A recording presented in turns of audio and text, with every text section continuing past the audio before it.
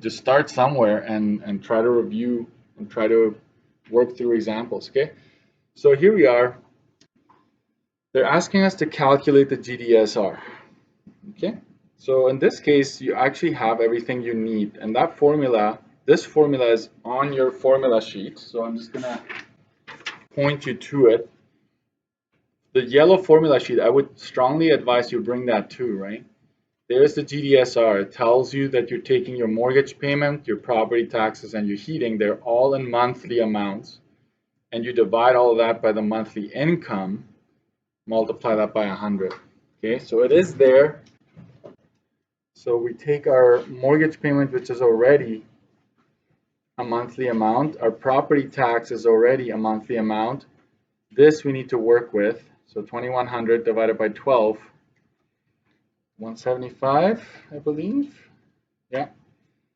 So it's 175 per month. That's what you use for your calculations. If you use a yearly amount, your answer will be, it will not make sense. Like you will get a GDSR of like 1% or something like that. It won't jive, right?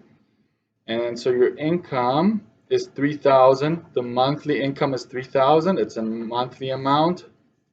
You plug that in times 100. I'm just going to clean that up a little bit. So it's 975.75 over 3,000 times 100. And this one is a tricky one.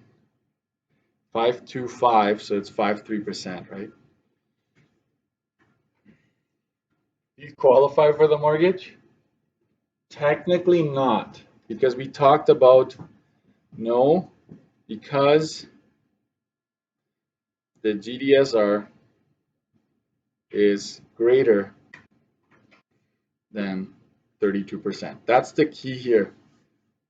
The fact you're making note, like if it's greater than 32, we just say it doesn't qualify. Even though in the real world, right, the bank would probably be a little bit, but this course is teaching like 32% is like that line you're not supposed to cross. So Christina asked, what about if it's 32.01? Technically it would not qualify. It's above 32, right? So this is not really the case. Like most of the time, I just made this up here, and that changed this. I think my key here was in the 40s or something, but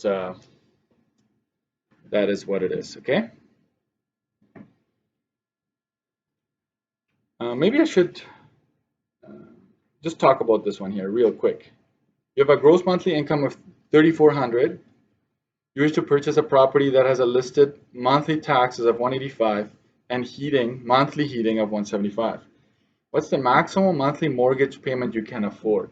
This is not the GDSR, but it is based on it.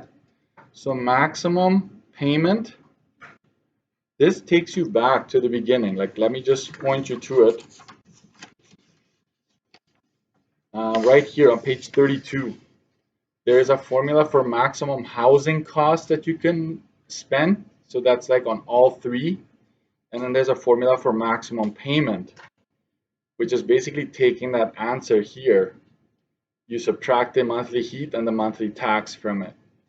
So that's what they're asking for in 37 here, 37 question 5.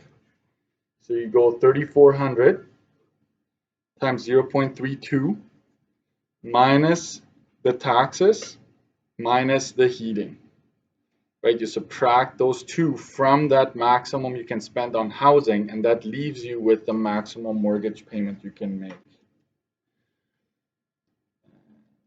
So this is 1,088 minus 185 minus 175.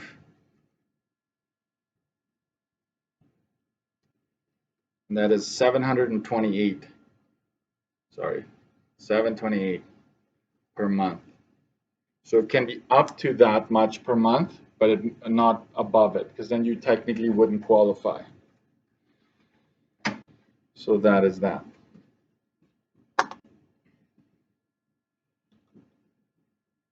Okay, so GDSR I guess the main thing I can tell you about GDSR is divide by 12 if it's an annual or a yearly amount. Everything has to be in monthly, monthly, monthly. If you mix them up, you're in trouble. Okay, there we go. So that's it for GDSR. Just plug in and go, make sure everything is in a monthly amount. Let's go now and talk about, this is more conceptual thinking here. So no calculations here. You can score easy marks if you pay attention to what we're going to be discussing next. So we're going to jump.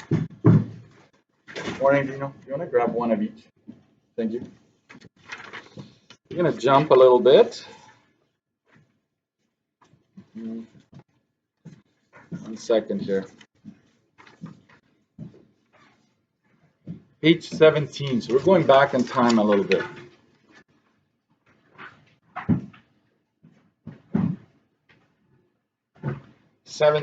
Additional costs / closing costs. These are costs that, as the name implies, are above and beyond just your mortgage, right? You have other costs associated as a homeowner. So additional costs, there are two categories. These two arrows, right? Make sure you write that down. There are ongoing costs, and there are what we call one-time additional costs. Ongoing, right? It never stops. You've got to keep on paying that. And then there are ones that we just consider a one-time, or I would also call them every once in a while. You'll see what I mean by that. But we still put them in the one-time. Okay. There are many additional one-time costs when purchasing a home. I will put down, all I'm going to do here is I'm going to change it to one-time or ongoing. So, okay, can we just scratch this here? Because this is implying that everything you're going to see in this list is one time. It's not true. There are two categories. So scratch that. We're on page 17. Appraisal fees. Okay. Appraisal fees is when you borrow money, they must determine the value of the property, right, of the home, by hiring a certified appraiser. So the banks actually have their folks, right? They're a company they call. It's like, hey, so and so wants to buy this house, and they're claiming it's worth $350,000. They actually, I had that happen twice. They send a person to your home, and they walk through your home. They have like a checklist, like, okay, yeah, wiring is up to date, the furnace is new, windows, they're upgraded, yeah. And then they actually tell the bank, yeah, 300, it's actually worth 350, maybe more. So appraisal fees, that would be considered a one-time. You don't keep on doing that when you're purchasing a home. It's a one-time cost. Inspection costs lets you know of hidden, write that down. Inspection cost lets you know of hidden repairs or problems with the construction. That is also a one-time. Can I say something here to save you a lot of potential headache? When you make an offer to purchase a home, and listen carefully here, always say, I'm going to buy this home pending inspection. What does that mean? It says, like, I'll buy it if it checks out that when I pay the inspector to go and inspect it, everything checks out all right. There's nothing hidden that I don't know of that will cost me thousands of dollars once I buy your home. Because let's just put it this way, there's a lot of owners that will not disclose everything that's wrong with the house. Would you? It's like, hey, look at my house. You want to buy it? Yeah, there's a bit of a leak in the basement, but that's okay, right? Like, there could be a scenario where they don't disclose everything. So you want to get an inspector and it costs $300 to $500. You're like, that's a lot of money, right? But if you're serious about that house, $300 to $500 is nothing compared to paying $300,000 or more for a house, right? And so if you say pending inspection, you have a legal right to back out of the purchase agreement if something is wrong with it. If you want to buy it and you find out something is wrong, but you didn't write this in the contract, they can actually sue you. They're like, no, you said you were going to buy it. We said no to all the other buyers. You're on the hook, right? You need to buy this house. Or you lose your deposit. You know how people put a deposit? They're like, I want this house. They write a check for 10 grand to kind of secure that bid. You might lose that because you didn't put the pending inspection in there. So what do they inspect? I think there's 3 to 5 categories, and you tell the inspector what you want. The more categories you want them to inspect, the more expensive it is. So if you say wiring, plumbing, basement, the air conditioning and the heating, like you tell them what to inspect, and they're really good. Just ask around. Your realtor, real estate agent will have a list of good people out there, and they will recommend you one of those. Okay, so don't be scared, do it. But it's a one time. You wouldn't be paying it all the time, right? Property survey info on how building fences are situated on the property. That's a one time cost. What is that? You're like, what is a survey? Do you know that you can actually be building a fence and build it on your neighbor's property? Like, where do you know where the line is? Like, where do you know where your property is versus your neighbor? And then as survey, a guy actually comes in, or a lady, and they have instruments and they know exactly where the line is. So they tell you, this is your property line right here. This is where you build the fence. I've had people even building houses over on their, like back in the days, like farmers, right? It's like, oh, my line is right about here, so I'll just build a barn right here. And then decades later, they do a survey, and that barn was on like over on the neighbor's property, so they had to demolish the whole thing and build it again, unless you make a deal with your neighbor and you buy that property, right? So you got to be careful. Insurance costs. I'll just leave that. I'm not going to talk about that. Home insurance, that is what? Ongoing. You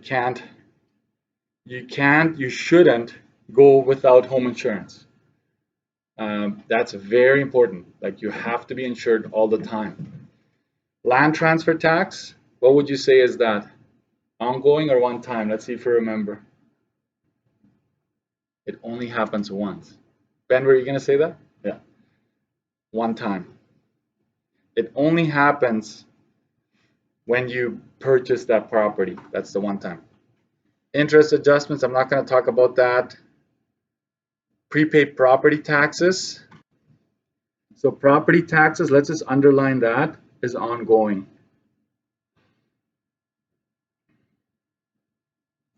Just so you know, sometimes you buy a property and the owner before you already paid for the whole year. You need to pay that back to them.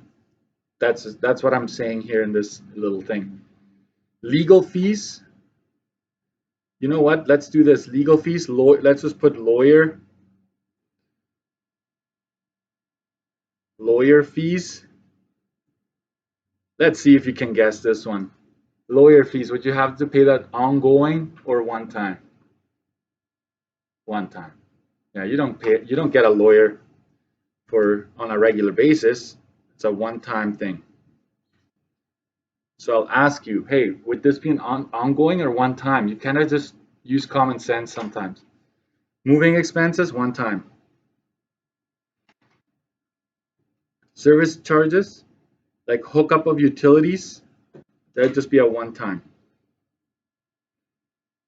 Immediate repairs, maybe needed before you move in. So those are kind of considered one time, right? Like if there's something that needs to be repaired right away. Appliances, also one time. Decorating costs, trust me, my wife always, whenever we move into a new place, new curtains, they have to match, right? So one time. Curtains are expensive. If you go for the whole house, man, my oh my. All right, and there we go. So there you have Let's highlight our ongoing because they seem to be scarce, right? So I will highlight property taxes. You can score easy marks if you know this part. And then there's home insurance, ongoing.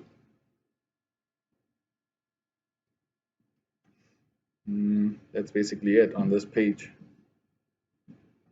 So those are the only two ongoing that you have on this page, okay? All right.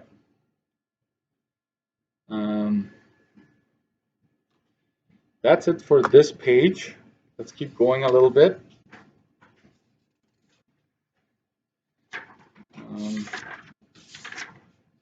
Let me jump again. Page 40.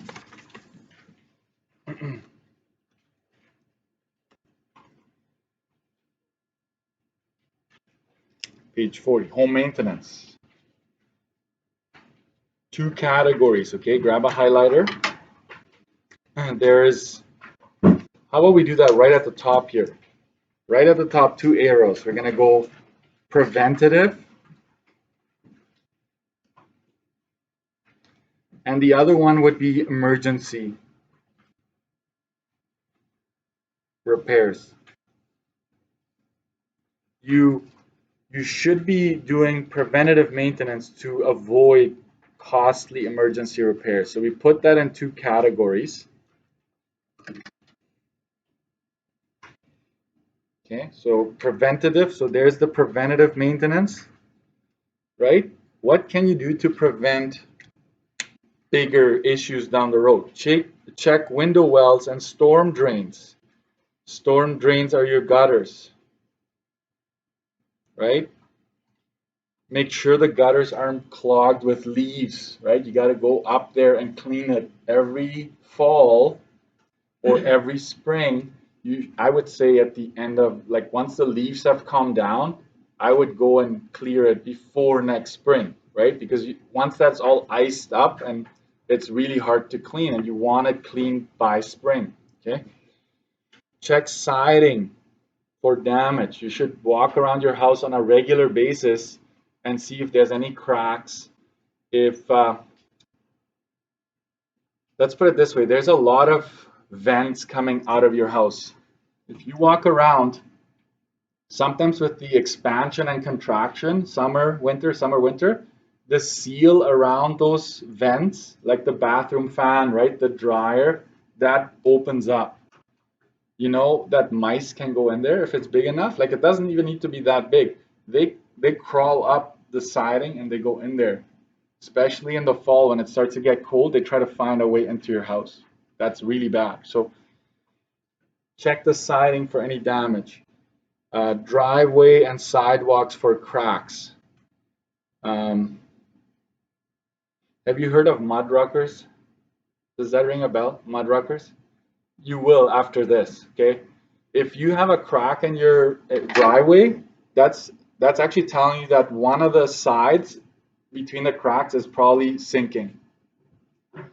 So mud ruckers, they come in and they drill little holes into the side that's sinking, and they have tubes that go right in there, and they pump foam right under it, and they lift it.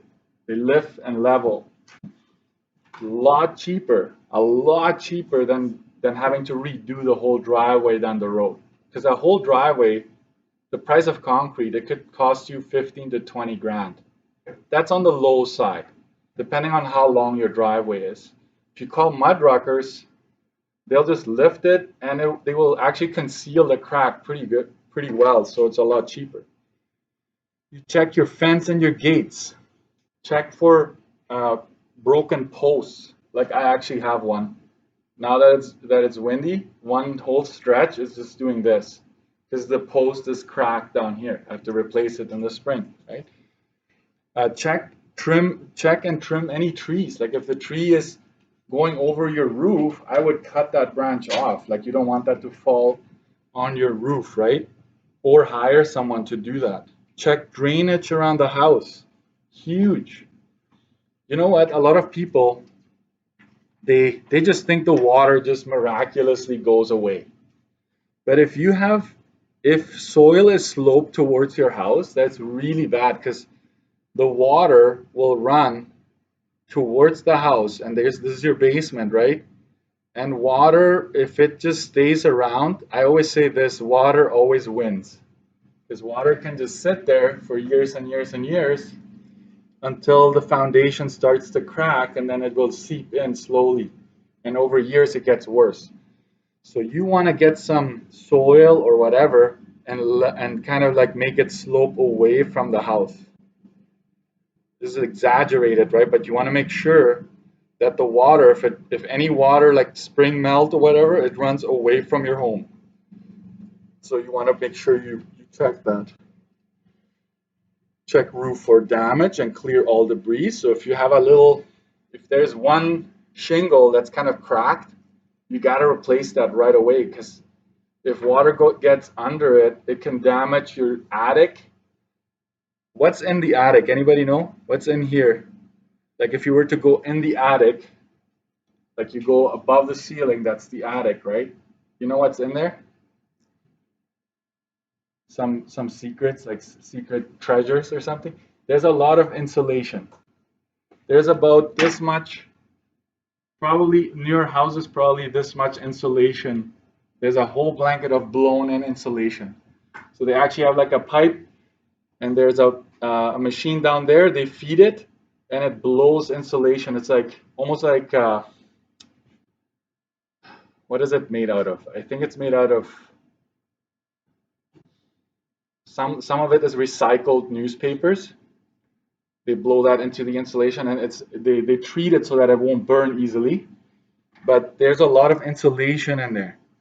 A lot. It's all fluffy. It's very itchy, so don't go up there unless you actually have to. But if water goes in there, it will just sit there and mold will appear, right? So you got to watch out for that.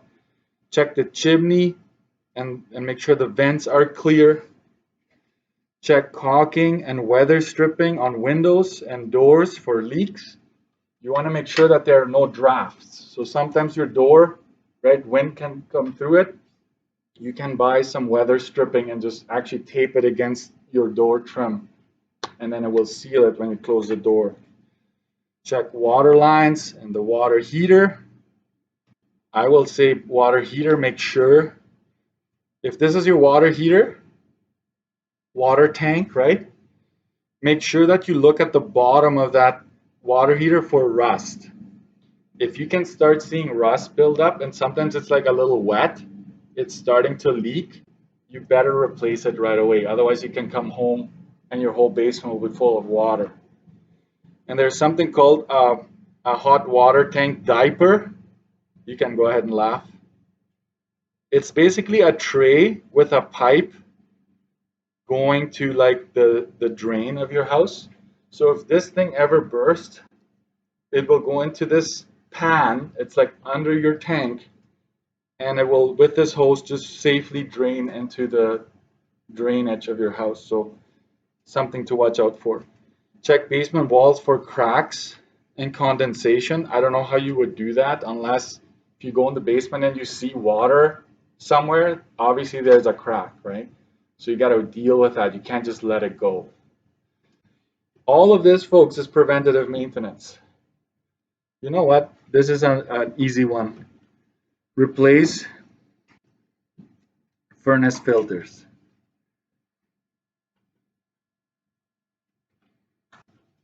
Okay, replace furnace filters regularly. That's an easy one. You should all be doing that. So you go to your furnace and you make sure you replace it every 3 to 6 months. I would say every 3 months because they're not that expensive. Okay.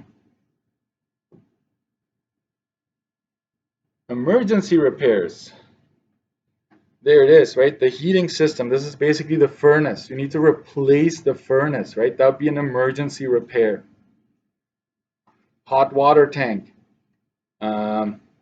Doors and windows.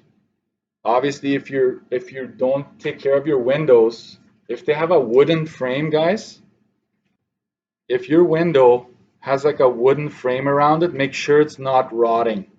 Like if you go outside and you notice the paint is peeling and the wood is just soft, You need to replace it and repaint it, make sure it doesn't rot, or else you'd have to replace doors and windows, right, if that happens. Actually sealing the foundation, that would be an emergency repair.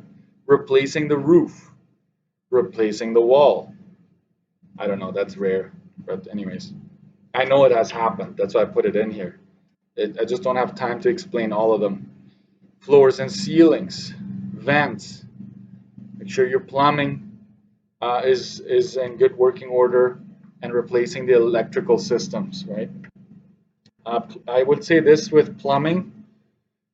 Make sure you replace any leaky faucets, right? Like if you're up here, you would say replace leaky faucets to prevent a major leak down the road and possibly damage anything in the house, because water is your biggest enemy, right?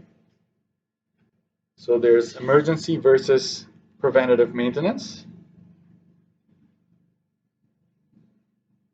And I need to talk about one more thing, energy efficiency, okay? So we talked about repairs. I'm skipping a bunch of stuff again. Page 42. And then it's you can review them. I'll give you an old quiz, and I will post the key to that. Energy efficiency. Did you know that Canadians use a lot of energy? Especially now, we use a lot of natural gas and electricity to heat our buildings. This cabin, those are baseboard heaters. Those white ones there, you see this? That's a baseboard heater. That's electric. That uses electricity. And whatever comes out of these vents here, that uses natural gas. Okay? So there's a furnace in there that heats the air and blows it. So there's two heating systems in this cabin. And there's probably a heater under this floor just to keep it above freezing. Right? Otherwise this floor would be a lot colder. So we use a lot of energy. As a homeowner, you have to pay the energy you can use. This includes electricity and heating. The dilemma is how to maximize the efficiency of energy you use in your house so that you can minimize the cost, which also helps the environment. Here are some tips to reduce the electricity consumption. This is ways to do that. You can upgrade, this is the key word here, upgrade to LED lights, for example. You can use timers, right? If you use a timer, even to plug in your vehicle, don't have it plugged in all night. You maybe just need to have it running the first 2 hours before you use it, right? So you're using timers for that. I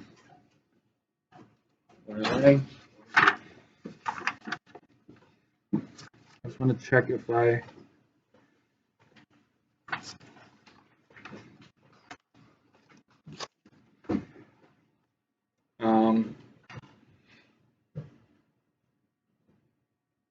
oh yeah, install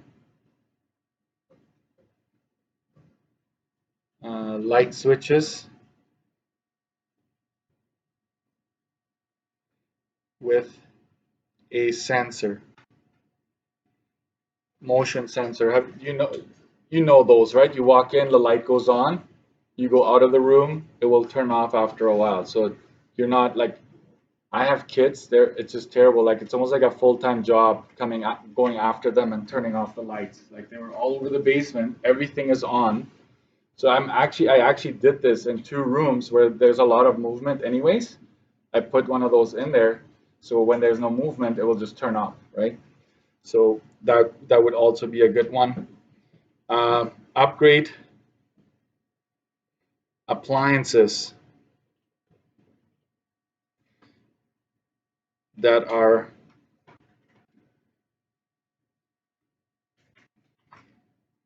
high efficiency.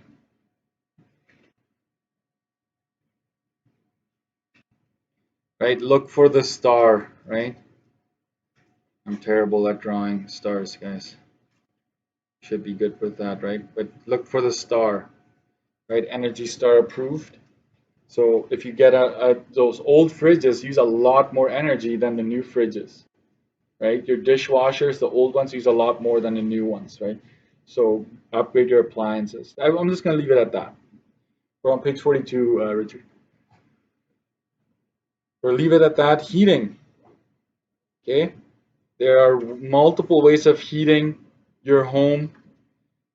Steam heat is kind of moving away from steam, but geothermal is a new thing. I will not explain that today, maybe next week if I have time. But how can you reduce the heating costs? Here it is. Upgrade furnace to a high efficiency.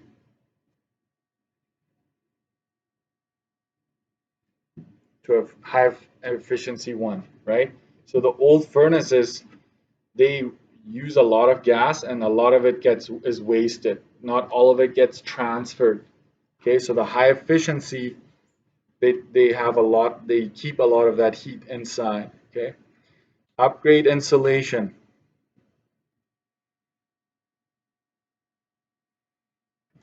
And this could be attic, walls, right? Upgrade windows, right? Triple pane.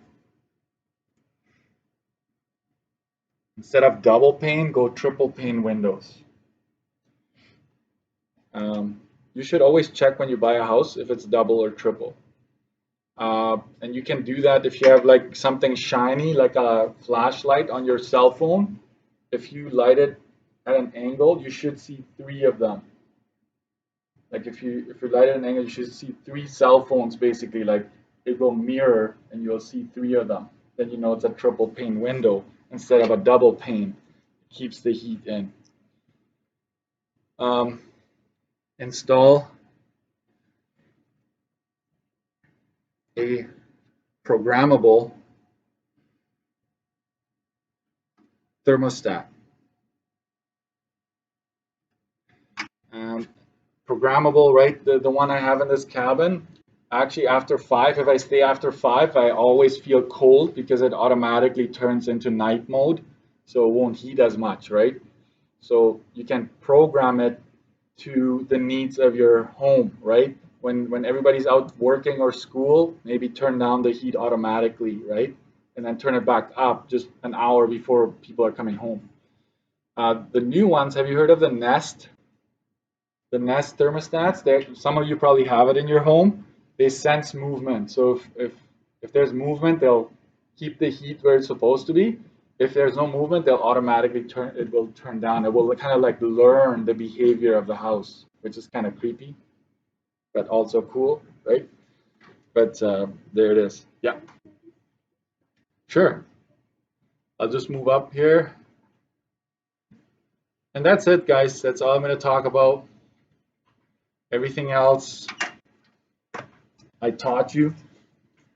I will give you 2 worksheets. One is an old quiz that I didn't use with you guys. So I'm just going to give you that as a review. And I will give you another one, which is actually a Google form. So if you want to actually fill out the Google form online, you can do the work here and then click online. It's all multiple choice. And so you can actually know exactly if you got it right. Versus the quiz, I'm going to post the key online. Okay? So that's it. That's all. If you're online, just hold on. I'll post that in a bit.